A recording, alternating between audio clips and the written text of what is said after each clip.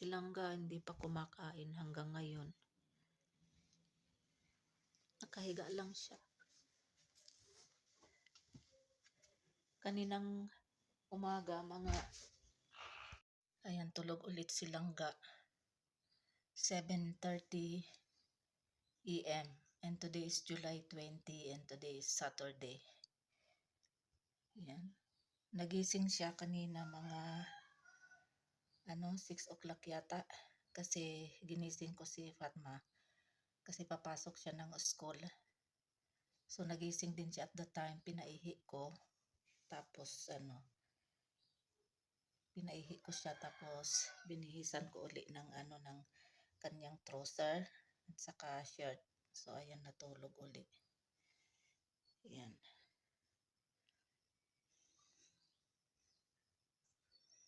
Kahapon kahapon yun nga na siya, na inatake na naman siya ng kanyang epilepsy.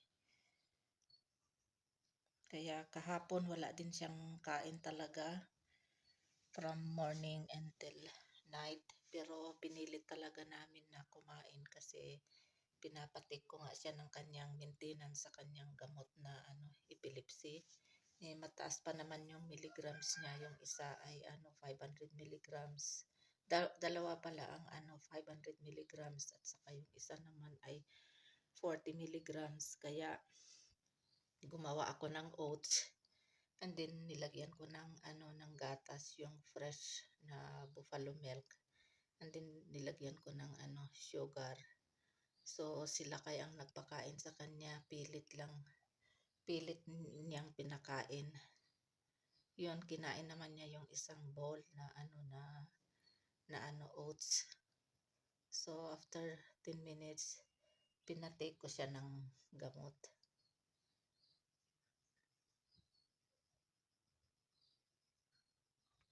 Hello everyone, welcome back to my channel. It's me again, Aisha Tariq, Filipino wife in Kashmir, Pakistan. Today is July 20 and today is Saturday. And the time now in Pakistan is 7 past 7. So umalis na si Fatma kanina pa mga 6:45 yata. So yun nga, kahapon sobrang yun bang hindi maganda yung aking parang malungkot ako, na parang matamlay. At saka kahapon din ako nakapag-upload ng video. And then kasi nga yung si Langga, inatake na naman siya kahapon. Kahapon ay Friday, July 19. Kahapon ng umaga si Langga parang siya, tahimik na matamlay. Lang siya, nakahiga lang siya. At saka hindi masyado siya hyper kahapon. Yun bang tahimik lang siya na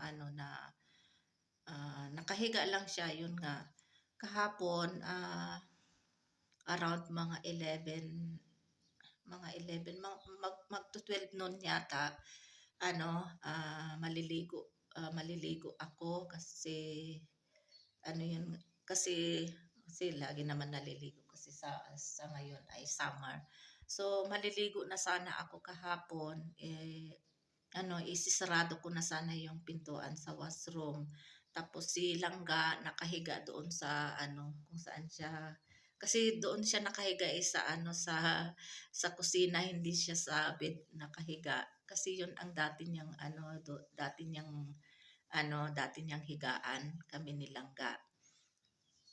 Nilapag ko lang yung mattress. Kaya doon siya comfortable. Sa naman sa bed, humiga din siya, pero mas gusto niya talaga sa sa lapag.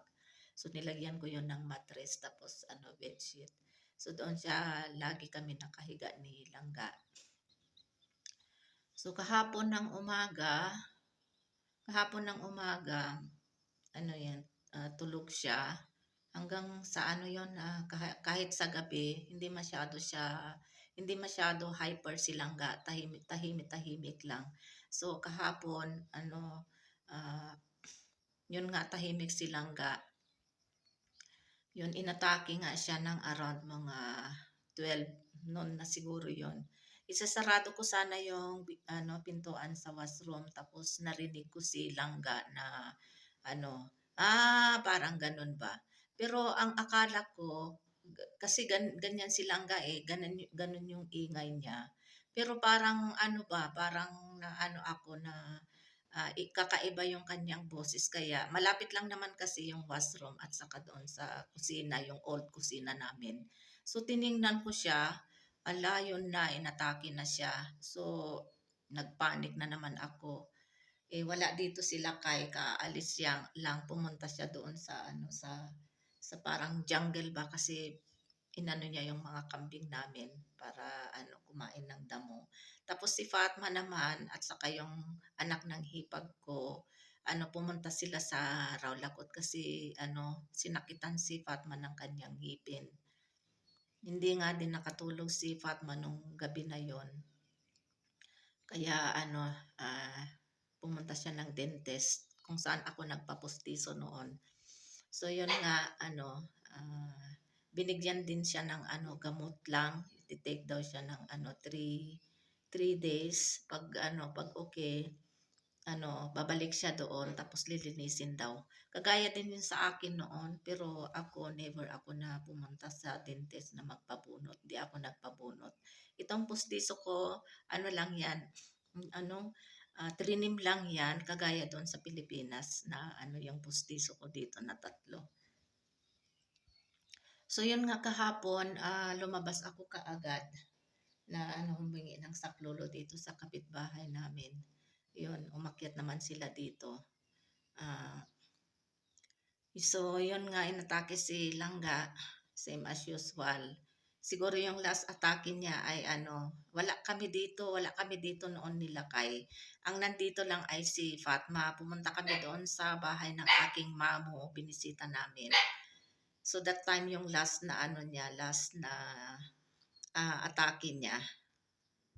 Yun hapon naman yun yung atake niya kasi walang walang fix na oras kung kung anong oras aatakihin si Langga. Wala kami niyan noon. 3 weeks ago yata yung ang last na atake ni Langga. So kahapon na naman inatake siya. Ay nako, kaya kahapon hindi nga siya kumain ng breakfast, lunch at saka dinner pero pinilit ko rin talaga siya na kumain. Tapos medyo din siya, nagsusuka siya kasi wala siguro siyang pagkain sa sa tiyan niya kaya nagsusuka siya yung kinain niya na na oats na pinakain namin sinukan niya. So gumawa ako ulit ng yung kawag, yung black tea ba, kunti lang yung tea na ilalagay mo and then kunti lang na sugar. So after that nung binigyan ko siya ng ng black kawa, medyo okay naman, hindi na siya nagsuka. Kaya kagabi lang siya, kahapon the whole day talaga siya na nakahiga lang. Nakahiga pero lagi ko siyang chine-check kasi busy din ako kung ano yung ginagawa ko dito. Tinatry ko siyang babangon, inaano ko yung kanyang kamay para para babangon pero ayaw niya talaga, ayaw niyang bumangon. Niya nga ginagano niya yung aking ginagano niya yung kamay niya sa ko sa dito lahat para ayaw niya talagang bumangon. Pero meron talaga ganyan, pero meron talaga na lagi siyang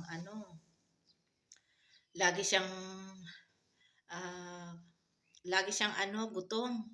Pag gutom yan silangga, binubuksan niya yung mga kaserola, yung hotpot, yan nakikita niyo yung hotpot diyan katabi ng ng cooler. Binubuksan niya yan. So it means to say na kung gusto niyang kumain, gutom yan. Kaya pinapakain ko siya pero kahapon talaga ayaw. Hanggang sa gabi ayaw talaga niyang kumain pero pinilit ko talaga na gumawa ng oats. Kaya yun nga, kaya matamlay ako na wala din akong ganang kumain kahapon, kagabi kasi nga silang nga hindi siya kumain. Pero sabi nila kay meron talaga ganyan na silangga na ano, meron talagang araw na ayaw talaga niyang kumain. Siguro nga wala ano talaga hindi talaga maganda yung kanyang pakiramdam. Kaya hindi talaga maganda yung pakiramdam ni Langga. Kaya ngayon hanggang ngayon tulog pa siya eh. Kaya siguro pag gutom yan, ano mamaya siguro magugutom na yan kasi kahapon, the whole day, kahapon, ano eh, wala siyang kain. Kaya gusto ko lang i-share na ano, mahirap talaga yung ganito na may ano ka, may anak na ganito, special. Pero, pero laban lang. Pero inshallah baka mamaya magising siya kaya ano, bibigyan ko siya ng pagkain. Meron naman nagluto ako kahapon ng chicken curry.